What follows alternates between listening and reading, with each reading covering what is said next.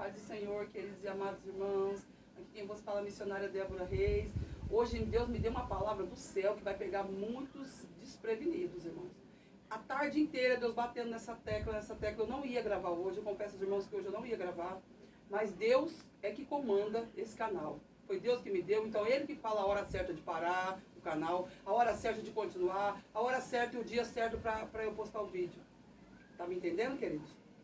Eu vou falar uma coisa para vocês. O que está aqui neste papel vai pegar muitos pensativos. Muitos vai ficar pensativo. Você vai visar, Deus vai colocar na balança o seu cargo, o que Ele te deu, quem você é, quem você era na caminhada, o que Ele fez por você e o que você pede para Ele. Tá me entendendo onde eu quero chegar? Já começa a introdução dessa forma. Eu fiz um esboço bíblico. Deus pediu que eu dissesse duas coisas. A desobediência versus obediência. Obedecer é melhor do que se sacrificar. Mas e se eu for obediente e Deus pedir para me sacrificar alguma coisa? E aí? Jesus foi obediente e foi para a cruz. Com toda a obediência de Jesus, ele ainda foi para a cruz. Como se ele devesse. Porque na época de Cristo, só aqueles que iam para a cruz é aqueles que faziam pecados terríveis. E Jesus não cometeu nenhum. Ao contrário. Ele veio para salvar. Ele veio para dar vida e vida com abundância. Satanás veio para roubar e destruir e matar. Tá entendendo? Vamos lá. Irmãos, é coisa do céu isso aqui, hein? É coisa do céu mesmo. Vamos falar primeiro da desobediência. Eu gosto de já atacar o negócio. Já escancarar. Falar bem rasgada. Saul desobedeceu a Deus 2 vezes. A primeira eu acho que Deus deixou passar batido. Aí na segunda Deus falou, peraí. Aí ele já está sabendo bem o que ele está fazendo. Olha, Deus já começou a falar. Quem está ligado aí vai pegar. Vai pegar. Tendo se retirado de Saul, o Espírito do Senhor, da parte deste, um espírito maligno o atormentaria. Lá em 1 Samuel 16:14, isto também é mencionado. E em 1 Samuel 16:15, 23, 18, 10 e 19, 9, também é mencionado. Deus enviou um demoníaco espírito maligno para atormentar Saul. Mas, irmã, como assim? Ele era rei. A Bíblia diz que ele até era obediente. Vamos, até certo ponto, né? Até certo ponto. Então, ele se rebelou. Ele se rebelou. Tem um certo ponto da Bíblia que ele se rebela. O mau caratismo. A falta de conduta, de princípios básicos. E ele se esqueceu que quem levantou ele foi Deus. Não foi o homem, foi Deus. Porque dele ele não tinha nada. Nem a presença do Espírito. Porque ele desobedeceu 2 vezes ao Senhor. E Deus retirou-se o Espírito dele e ordenou. Olha só, ele permitiu que Satanás e os seus demônios se apoderassem da vida de Saul. Tá me entendendo? Porque pessoas que estão na carne, irmão, ele é cego. Pessoas que estão na carne, ele não vigia. Pessoas que estão na carne, ele peca. Pessoas que estão na carne, é mau caráter. Pessoas que estão na carne, é leviano. Pessoas que estão na carne, irmão, ele jamais vai enxergar com os olhos da fé aquilo que é do Espírito. Ele sempre vai visar o que é da carne. E o que é da carne é de Satanás, é obra do maligno. Deus enviou um espírito maligno para atormentar Saul. Portanto, Deus retirou o seu espírito de Saul e permitiu que o espírito do mal o atacasse. Provavelmente eu coloquei Satanás e os seus demônios sempre quiseram atacar. Por que a Bíblia fala que o Satanás e os seus demônios sempre quiseram atacar Saul? Por que será? Será que a inveja, a cobiça tomou conta da vida dele? Principalmente a inveja, né, irmão? Porque quando Davi podia servir ele, né? Porque ele manda um mensageiro a Jessé e peça que o mensageiro traga Davi. Ele sabia que Davi louvava ao Senhor mediante a harpa. Ele sabia. Então toda vez que ele ficava irado, zangado, triste, atormentado, aflito de alma, ele pediu o quê? Para Jessé enviar Davi, para Jessé enviar Davi, para Jessé enviar Davi. Então ele achou que Davi não ia passar de Davi, o pequeno, o pastorzinho de ovelhas. Mas não! Deus tinha coisa maior para Davi do que ser só um pastor de ovelhas. Deus queria que ele fosse além. Além de ser um pastor, obviamente um rei. O que aconteceu com Davi? Por que a Bíblia menciona que ele era o segundo coração de Deus? Porque Deus sonda aqui, ó. O homem, ele vê o estereótipo. Todo mundo, um dos 7 filhos de Jessé, tinha cara de rei, Abinadab. Mas Deus não quer saber que você tem só a cara. Deus não quer saber que você tem só a aparência. Deus não quer saber só se você tem conta no banco, se você tem dinheiro, se você tem uma casa boa, se você tem um carro bom. Eu mencionei isso ontem e vou tornar a repetir. Deus não está preocupado se você tem a cara. Deus quer saber se você tem a capacidade de exercer aquilo que foi imposto a você. Porque Davi exerceu. E exerceu com excelência. Tá? Ele não só matou o gigante, como arrancou a cabeça dele e levantou para cima. Aí foi um alvo de aplauso, né, irmãos? Vocês podem mencionar, vocês podem imaginar a menção que isso não deve ter causado no meio dos judeus. O que não deve ter causado um alvoroço no meio do povo? Pô, o cara tão pequenininho, desajeitado, né, franzino, ir lá e dar uma pedrada. Você sabe que, obviamente, não foi ele. Que dele ele não teria feito nada. Foi o Espírito Santo de Deus na vida dele. Você, daí do outro lado, você não faz nada. Você não faz nada. Você tem um cargo bom. Obviamente, você deve ter uma casa boa. Um carro bom. Mesmo que você não tenha todos esses quesitos, você tem a presença. Que é muito maior do que uma casa e um carro. Porque isso atraça e vai correr tudo. Isso aí tudo vai ficar. A ferrugem atrasa vai correr. Então, eu quero falar para você que você pode ter o cargo que você almejar. Você pode ter tanto na empresa quanto o espiritual. Mas será que você vai levar isso com excelência? Porque vai chegar um certo ponto da sua vida que Deus vai permitir algumas coisas acontecer para te provar. Será que você está preparado? Você chega num patamar assim elevado, espiritualmente. Não vou nem dizer materialmente, que isso aí é consequência do espiritual. Não uma pessoa que já nasce com ele, com o dinheiro. Não. Uma pessoa que cresce ao longo do tempo por conta do espiritual. Eu quero dizer para essas pessoas. Eu não quero falar uma coisa que é fácil. Eu quero falar uma coisa que Deus faz. Deus faz. Através do espiritual, da obediência. Lá em Deuteronômio 28. Porque eu falo que eu moro aqui, nessa humilde e simples casa. Tá? Nessa humilde e simples casa eu moro aqui. A minha matéria, o meu corpo físico. Mas a minha alma mora em Deuteronômio 28. Porque é o si de Jesus, irmãos. Eu aprendi arduamente o si de Jesus. Deus não dá nada de graça para ninguém. Sei que você paga um preço árduo para estar, para se manter na presença. Tá me entendendo? Porque para estar na presença é fácil. O negócio é você se manter ali, com as ferramentas. Mas se manter, irmão, fiel. Não adianta você colocar a biblinha debaixo do braço assim, ó, e ir para a igreja e todo mundo achar que você é cristão, menos você. Menos você. Eu vou chegar lá. Portanto, Deus retirou o espírito de Saul e permitiu que o espírito do mal o atacasse. Isto livra. Aliás, isso leva a uma pergunta mencionada. Deus envia espíritos malignos para atormentar as pessoas hoje? Aí a pergunta que eu faço para você. Você concorda comigo que Deus envia espírito maligno para a vida das pessoas? Sendo que ele retira o espírito, lá em Marcos 5 fala que ele retirou o espírito imundo do endemoniado gadareno e jogou ele nos porcos. E os porcos caíram no espinhadeiro. Mais de 5.000 porcos. Uma manada. E aí, irmãos? Eu pergunto a você. Você acha mesmo que nos dias de hoje Deus permite isso acontecer? E eu falo para você que permite. Há exemplo de pessoas no Novo Testamento, que é nos dias de hoje. Deus permitiu, olha só, da desobediência, o que Deus faz? Ananias e Safira, vou dar um exemplo, fossem preenchidos com o espírito de Satanás com um alerta e exemplo para a igreja primitiva, ao qual Pedro menciona muito sobre a igreja primitiva. Lá em Atos 5:1-11 fala: um homem na igreja de Corintos estava cometendo incesto e adultério.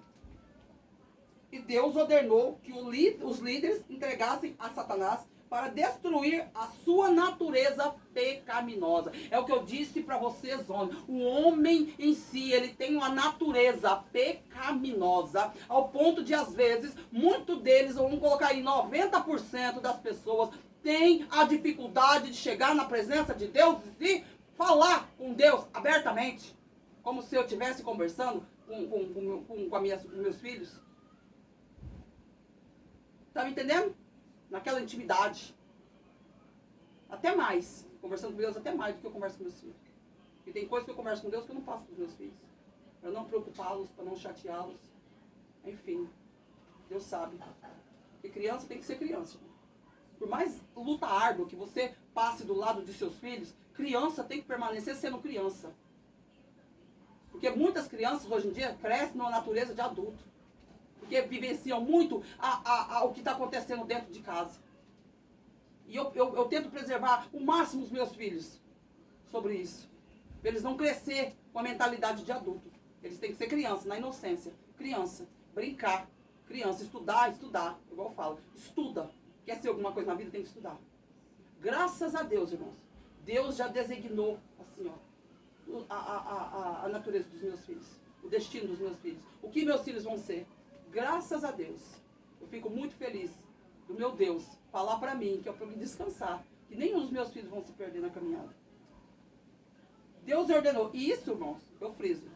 Vai ser através da minha vida, da minha obediência. Porque se eu não estiver na presença, eu sou a coluna da minha casa.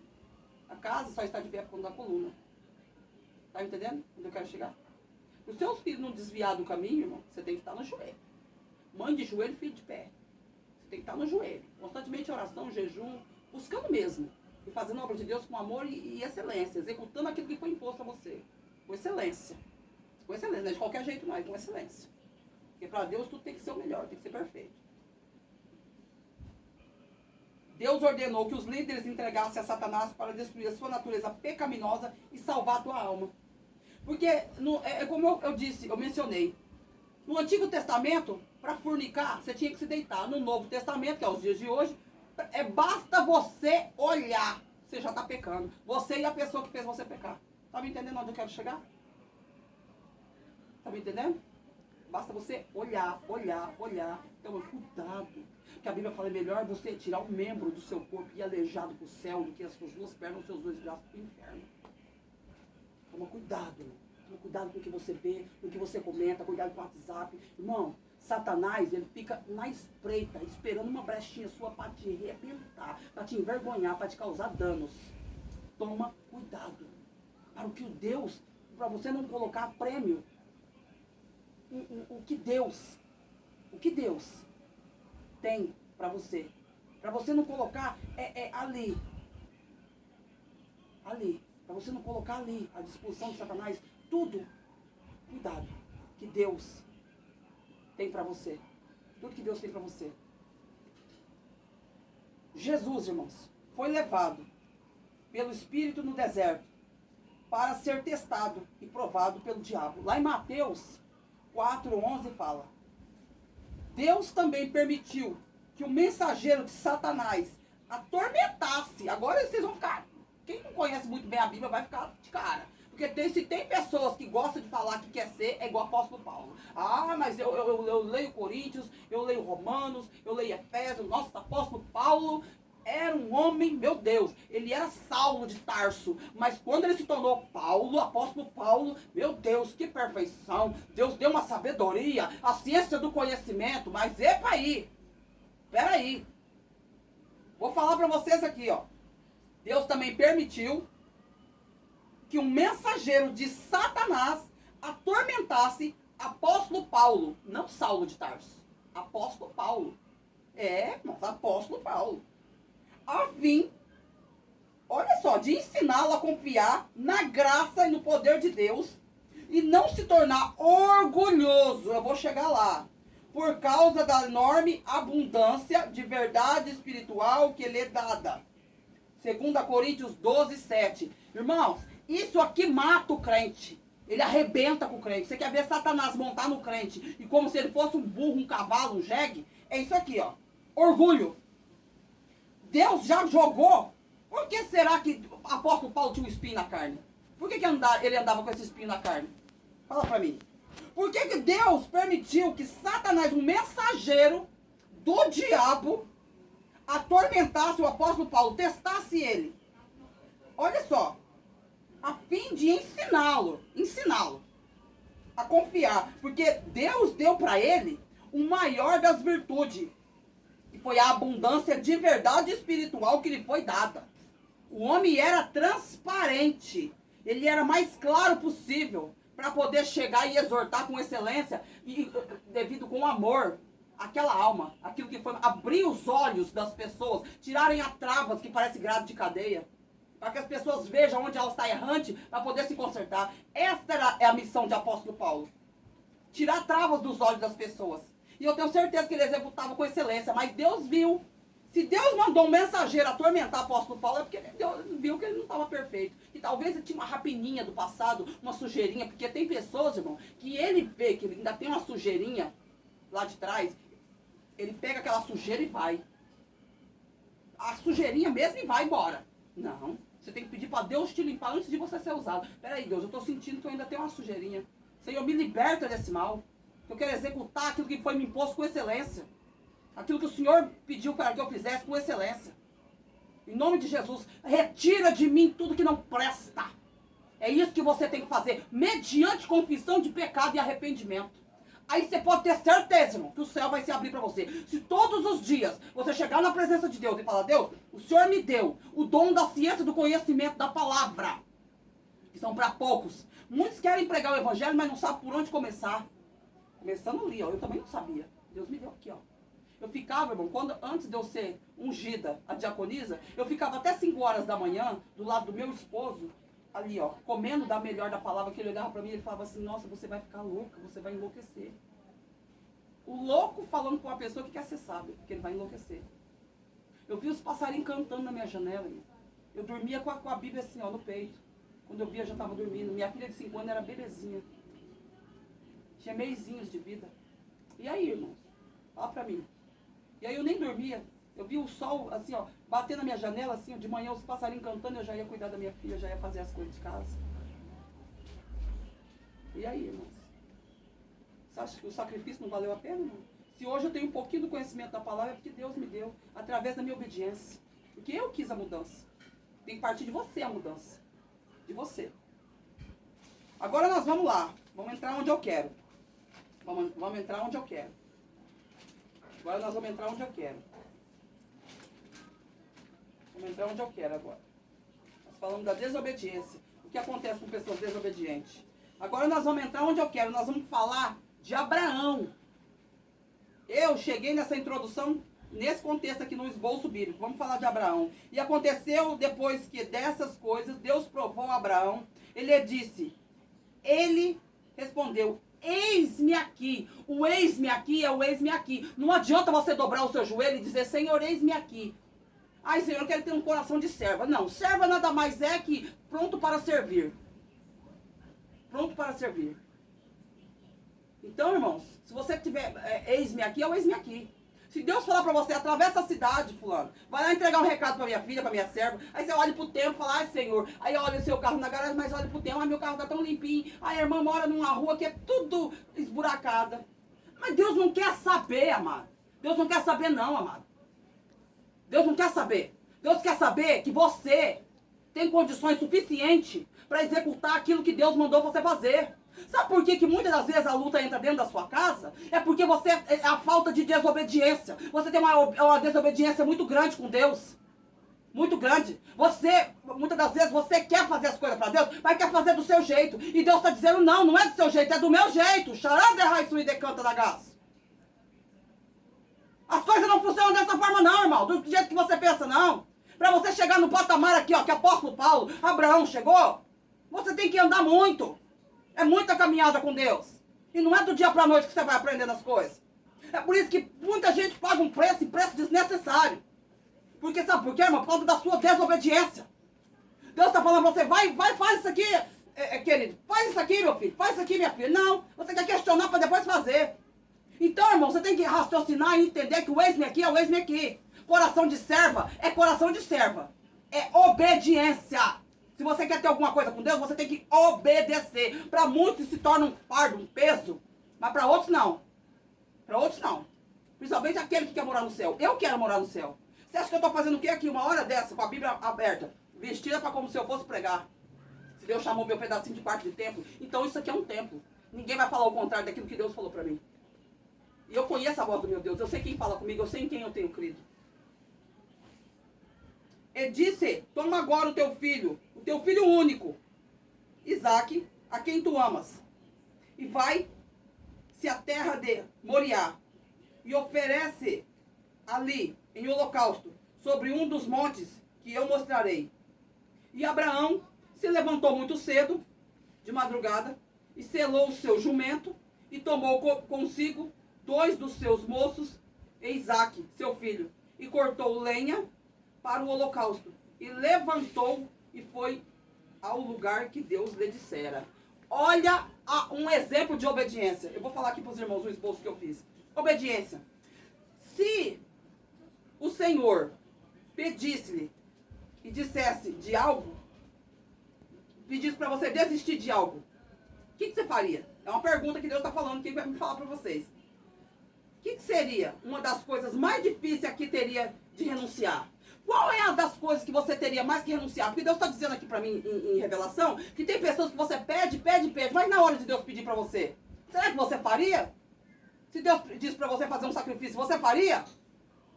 Você faria? Fala para mim se você faria. Deus está perguntando para pessoas aí. Se Deus está perguntando é porque tem pessoas que vai visualizar e vai raciocinar. Se Deus pedisse para você, já que você fala que você está num patamar elevado, que você chegou num determinado ponto da sua vida com Deus, fala, não, ó, tô bem. Deus me deu ferramentas, tudo que eu preciso para me fazer a obra. E aí? Você está preparado? Será que você está preparado para Deus chegar e pedir alguma coisa para você? Será que você faria? Porque é fácil a gente dar para Deus aquilo que não vai faltar para a gente. É muito fácil. Será? Será que você faria? Será, irmãos? Essa é a pergunta que eu faço. Porque em Gênesis 22, aonde eu li aqui, conta a história de um dos maiores testes a que Deus submeteu uma pessoa. E aí, irmão? Você está preparado para Deus te testar? Porque Deus vai começar a pegar pessoas aí do outro lado. Deus vai começar a pegar pessoas aí do outro lado. Deus está me dizendo que Ele vai começar a pedir coisas para você que não está ao seu alcance fazer, mas que você vai ter que fazer. Se você for obediente a Deus, você vai ter que fazer. Porque o Senhor pediu uma coisa dessas a Abraão, porque sabendo que seria o futuro dele, e que ele seria o pai de uma posteridade incontável, que é o pai da nação.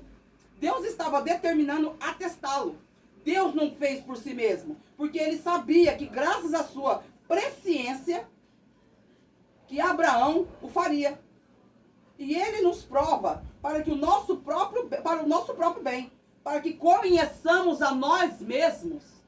Eu vou dar um exemplo aqui de obediência. Eu vi que uma pessoa, eu estava perto de uma pessoa que falou assim para mim. Eu estava perto, a pessoa falou assim, ó, irmão, vou contar um testemunho. Eu estava com um problema muito sério de luz e ia ser cortada a minha luz. E eu estava com várias parcelas atrasadas. E eu estava com todo o meu pagamento dentro da minha carteira. Estava com todo o meu pagamento dentro da minha carteira. Aí o que Deus fez? Deus pediu para ele sentado na igreja, Deus pediu para ele retirar todo aquele dinheiro da carteira e colocar dentro da salva. Por quê? Porque o aluguel da igreja estava atrasado e a água e a luz também.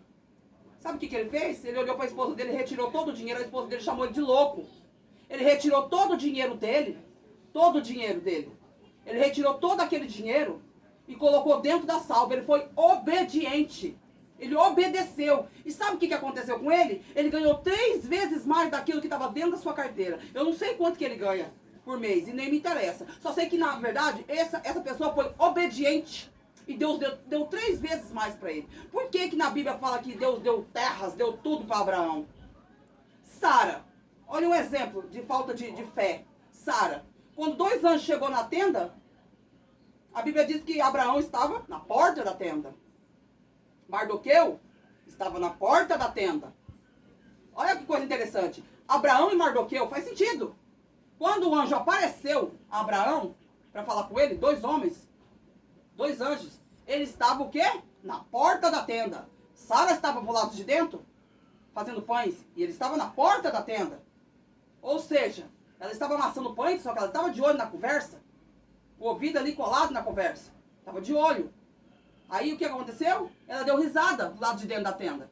Porque ela não acreditou na profecia, mesmo sabendo que era o anjo de Deus que estava ali. Porque hoje nós temos esse aqui, ó, chamado Bíblia. Mas é um mapa que nos leva a lá, ó, a salvação da vida eterna, ao conhecimento. Quem foram os nossos antepassados? Quem foram aqueles que Deus deixou aqui, ó, como exemplo? Porque no Antigo Testamento, as pessoas não tinham Bíblia. Eles eram os próprios que escreveu a Bíblia, eles eram os próprios. Eles falavam com Deus tete a tete, com o anjo tete a tete. Hoje, para você falar com Deus, para Deus te responder, é difícil. Por quê?